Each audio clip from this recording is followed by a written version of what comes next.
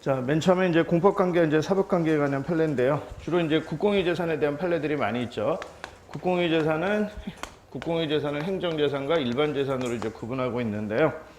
자, 일반 재산에 대해서 사용관계를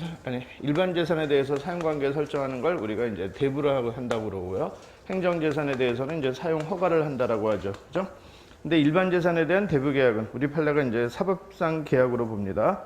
따라서 셋째 줄 끝에 대부료 납부고지 역시 사법상 이행 청구에 해당한다라고 하죠. 반면에 행정재산에 대한 사용허가는 판례가 강학상 특허라고 이제 얘기를 합니다.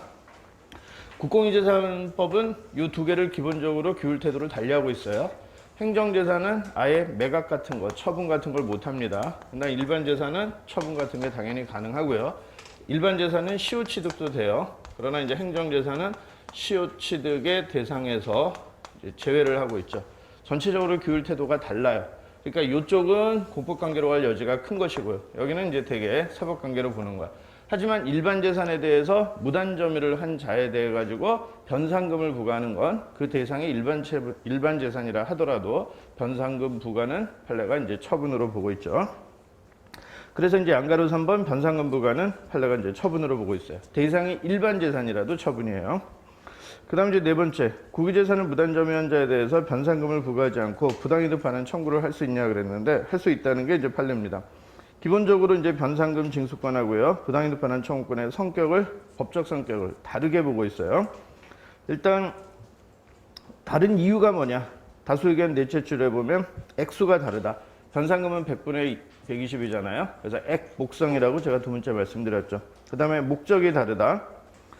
변상금 부과징수 목적은요, 국유재산의 사용수익으로 인한 이익의 환수. 이익의 환수가 부당이득의 반환 청구의 목적이죠. 그걸 넘어서 국유재산의 효율적인 보존관리라는 공익을 실현하는 데 있다. 그 다음에 성립요건이 또 다르다. 성립요건이 변상금은 이제 무단점유를 한 게 이제 성립요건이에요. 하지만 부당이득 반환 청구권은 민법 741조 부당이득의 요건에 해당되면 되는 거예요. 그래서 예를 들어서 무단점유는 아니지만 그러나 부당이득에 해당되는 경우도 있을 수는 있어요. 아주 예외적이지만. 그래서 이제 성립요건이 다르다. 액목성에서 성이 왠지 성질로 이렇게 착각하지 마시고요. 기본적으로 밑에서 둘째 줄 법적 성질을 달리해요. 이게 결론이에요. 법적 성질을 달리하는데 그 이유가 액목성 세 가지라는 거예요. 그래서 변상금 부과징수권 행사와 별도로 부당이득 반환 청구의 소를 제기할 수 있다는 거죠. 그 말은 무슨 얘기냐? 무단점유하는 자에게 변상금을 부과할 수도 있는데 변상금을 부과하는 방식을 택하지 않고 만약에 부당이득 반환 청구를 했다라고 하더라도 이것도 가능하다라는 얘기예요. 다만 이제 오해를 하면 안 되는 게 변상금은 100분의 120이고 부당이득은 통상적인 사용료 또는 대부료에 해당하는 금액만큼 청구를 할 수 있는 건데 부당이득 반환 청구를 통해서 100을 실현했어요. 그러면 변상금은 20밖에 부과할 수 없다라는 점, 그 점은 이제 오해하지 마시고요. 그러니까 동일한 금액의 범위 내에서는 서로 경합을 해요. 그러니까 만약에 여기서 100 받았으면 여기서는 20밖에 이제 부과하지 못한다는 점, 그거 하나 알아두시고, 또 여긴 소개되어 있지 않지만 만약에 이제 소멸시효와 관련해서도 이제 한번 고민을 해보시면요. 변상금을 부과 징수했다 하더라도 부당이득 반환 청구권의 소멸시효가 중단되거나 그런 거는 또 아니에요. 왜? 법적 성질이 다르다 그랬어요. 다르니까 이 권리 행사했다고 이 권리를 행사한 게 아니라는 거죠. 그래서 이제 상호간에 이제 소멸시효가 이제 서로 중단되고 그런 것도 아닙니다. 다만 반대 의견은요, 이거 안 된다라고 했어요. 왜? 거기 반대 의견 첫째 줄에 보면 간이하고 경제적인 권리구제 절차가 마련되어 있으면 그러한 절차에 의해서만 권리를 실현할 수 있고 별도로 민사소송의 방법으로 권리를 행사하는 것은 허용되지 않는다 그랬어요. 자, 요 세 줄은요, 이거는 기본적으로는 법리적으로는 맞는 얘기예요. 즉 항상 우리가 간이하고 경제적인 권리구제 수단이 기본적으로 별도로 있다면 그러면은 소의 이익이 없는 게 원칙이에요. 그러니까 요 문장 자체는 틀린 말이 아닙니다. 근데 요런 시각에서 이 사안에서는 변상금 부과라는 제도가 있기 때문에 부당이득 반환 청구는 안 된다라는 게 이제 반대 의견의 시각인데 다수 의견은 이 두 개가 성질이 다른 것이기 때문에 안 되는 게 아니다. 그렇게 얘기를 하고 있는 거예요. 그래서 이제 그 점을 오해하지 마시고요. 자, 다음 페이지. 자, 이제 4번하고 이제 연장 4번의 반대 의견하고 이제 연결해서 이해해 보세요. 일반 재산은 이제 대부료를 내야 되잖아. 대부 계약을 체결하고 이제 대부료를 내야 되는데 행정 재산은 사용허가 받고 사용료를 내야 되죠.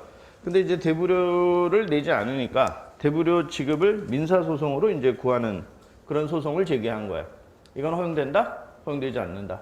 판례도 뭐라 그래? 역시 간이하고 경제적인 특별한 구제 절차가 마련되어 있다. 왜? 자력 집행하면 된단 말이야. 사용료든 대부료든 변상금이든 다 내지 않으면 법에서는 강제 집행이 가능하다라고 이제 규정을 하고 있단 말이에요. 그죠? 그러니까 아까 제가 얘기했던 법리적으로는 맞다라는 얘기는 일단 어떤 경우든 다 기본적으로 타당한 얘기예요. 그래서 이 경우는 이제 안 됩니다. 세금 부과해놓고 과세 처분해놓고 안 내면은 그 세금의 지급을 구하는 소송을 제기하는 것 역시 허용되지 않잖아요. 왜? 강제로 뺏어오면 되잖아요. 그죠? 철거 명령하고 철거하지 않으면 대집행 가능해. 근데 철거를 구하는 민사소송 제기할 필요 없잖아요. 그러니까 기본적으로 이 법리는 맞는 얘기예요. 그게 이제 5-1번이 그런 거야. 대집행의 방법으로 철거할 수 있는데 굳이 민사소송으로 시설물의 철거를 구하는 건 허용되지 않는다는 거야. 자, 그 다음에 이제 공법관계와 사법관계와 관련해서 입찰과 관련한 이제 판례들이 이제 또 많이 있죠. 기본적으로 우리 판례는 입찰계약은 물론 이제 여기서는 정부 투자기관이 당사자가 되는 계약이 사법상 계약이라 그랬는데 정부 투자기관뿐만 아니라 이제 국가나 자치단체가 뭐 국가계약법, 지방재정법에 의해서 당사자가 되는 계약도 기본적으로 이제 사법상의 계약이다라고 알아두시고요. 특히 이제 입찰계약, 입찰을 통해서 낙찰자하고 체결하는 계약, 판례가 그거를 이제 사법상 계약으로 봐요. 그럼 사법상 계약이니까 본질은 사인간 계약과 다를 바 없다. 그래서 법령에 특별한 정함이 있는 경우를 제외하고는 사적 자치와 계약 자유의 원칙 등 사법상 원리가 그대로 적용된다. 그러니까 그대로 이런 표현이 있어도 이건 틀린 얘기가 아니에요. 그래서 정부 투자기관이 계약을 체결하면서 당사자 사이에만 효력이 있는 특수조건 이런 거 얼마든지 부과할 수 있다라는 거예요. 그런데 다음 문단, 다만 공공계약의 특수성에 비춰봐가지고 그 내용이 법령에 위반하거나 비례 원칙에 반하거나 또는 선량 풍속 기타 사유질서에 반하거나 할 때는 그럴 때는 무효라는 거죠. 사법상 계약이든 공법상 계약이든 기본적으로 강형법규에 반하면은 그 효과는 무효죠. 행정행위처럼 중대명백설에 따라서 무효 사유, 취소 사유 이렇게 구분하지 않습니다. 공정력이 없기 때문에 여기는 하자가 있으면 무효예요. 물론 사법상 계약도 취소할 수 있는 경우가 있죠. 그건 어떤 경우예요? 민법에 의해서 제한적 능력자를 보호하기 위해서 취소를 할 수 있도록 한 경우거나 또는 의사표시상의 하자가 있어서 취소할 때 그때 이제 취소 사유가 인정이 되는 것이고 그거 말고 강행법규에 반하면은 그럼 그건 무조건 무효예요. 그 다음에 조달청장이 입찰 참가 자격 제한 처분 같은 걸 합니다. 자, 입찰 참가 자격 제한 조치는 조달청장이나 자치단체장이 한 거는 그거는 처분이에요. 근데 이제 여기서는 뭐냐? 이제 조달청장이 국가가 시행하는 입찰에서 문제가 있는 애한테 이제 참가 자격 제한 조치를 한 게 아니라 기타 공공기관이 조달청장한테 입찰을 좀 해달라고 부탁을 할 때가 있어요. 그거를 이제 요청 조달 계약이라고 이제 얘기를 하는데요. 결국 이제 조달청장이 수요기관을 대신해서 입찰을 이제 실시를 한 거죠. 그죠? 그러니까 이거는 실질적으로는 수요기관, 부탁한 기관, 공공기관, 걔네가 이제 입찰을 한 거나 다를 바가 없는 거예요. 그래서 이제 이 문제는 뭐하고 관련이 되는 거냐? 공기업이 입찰 참가 자격 제한 조치를 하면은 그게 이제 처분이냐 하는 게 이제 문제가 되는 거죠. 그래서 기본적으로 입찰 참가 자격 제한 조치는 조달청장이나 지방자치단체장이 한 거는 기본적으로 처분이다.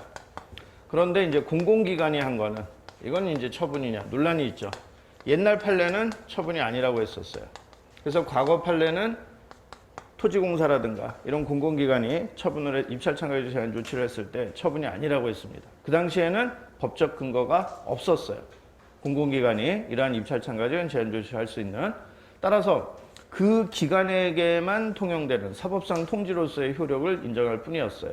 그런데 그 이후에 공공기관이 운영하는 법률에 공공기관이 입찰 참가 제한 조치를 할 수 있는 근거가 마련이 돼서 이제는 처분이라고 보긴 하죠. 근데 공공기관은 법에서 세 가지로 분류를 하고 있어요. 공기업, 준정부기관, 기타 공공기관 이렇게 이제 분류를 하고 있는데 LH공사 이런 것들은 이제 공기업에 해당되죠. 그래서 이제 입찰 참가 제한 조치가 처분에 해당돼. 하지만 기타 공공기관에 분류되는 애가 하나 있죠. 수도권 매립지 관리공사. 판례도 있죠. 수도권 매립지 관리공사는 기타 공공기관에 해당이 돼요. 근데 법에서는 얘네만 입찰 참가자를 제한 조치를 할 수 있다고 그랬어요. 즉 공기업하고 준정부기관만 입찰 참가 자격 제한 조치를 할 수 있다고 했기 때문에 기타 공공기관은 여전히 근거가 없는 거야. 따라서 판례는 수도권 매립지 관리공사가 행한 거는 LH공사가 행한 거하고 달리 여전히 처분이 아니다 이런 얘기를 하고 있는 거예요. 그래서 이제 수도권 매립지 관리공사 이러면 이제 좀 조심을 하시고요. 그런데 이제 기타 공공기관이 뭐 해달라 그런 거야? 조달청장한테 좀 입찰 좀 해주세요 하고 이제 요청을 한 거예요.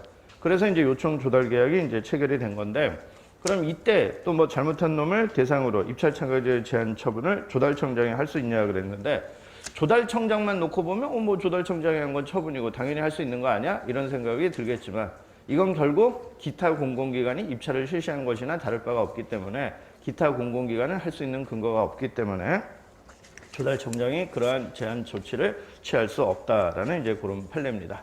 조금 이제 어려운 판례니까 한번 주의하시고요.